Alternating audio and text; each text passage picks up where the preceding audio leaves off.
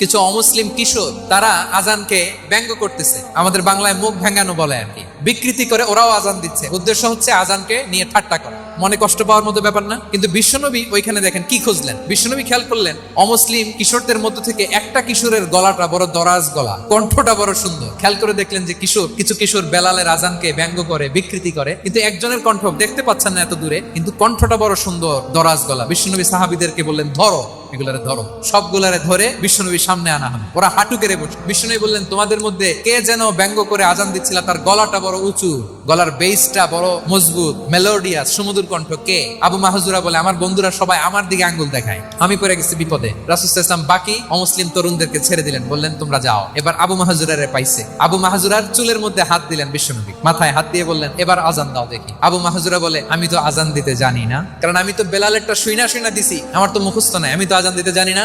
বিশ্বনবী বললেন জানো না, তাহলে আসো আমি তোমারে শিখাই দেই। সুবহানাল্লাহ।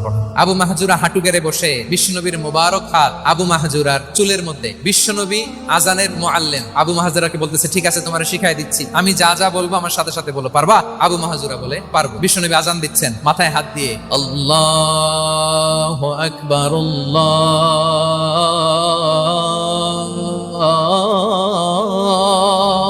আকবার। আবু মাহজুরা এই বাক্যটা পড়লেন। বিশ্বনবী দ্বিতীয় বাক্য পড়তে আরম্ভ করলেন, আল্লাহু আকবার, আল্লাহু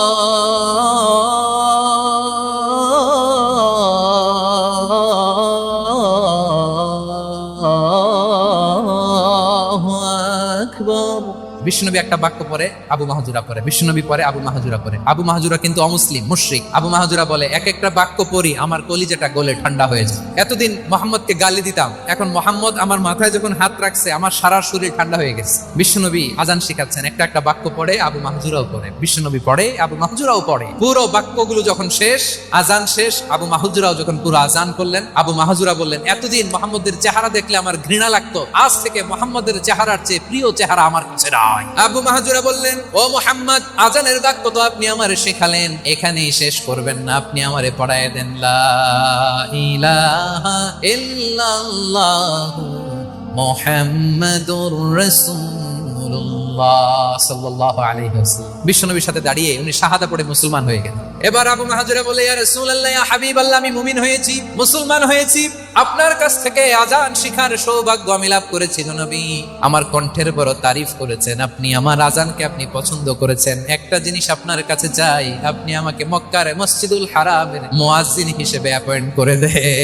বিষ্ণু ইসা ইসলাম বললেন যাও আবু মাহজুরা, আমি তোমাকে পৃথিবীর শ্রেষ্ঠতম মসজিদ মক্কার মসজিদুল হারাম। তো মক্কায় সবচেয়ে বড় কুস্তিগিরের নাম ছিল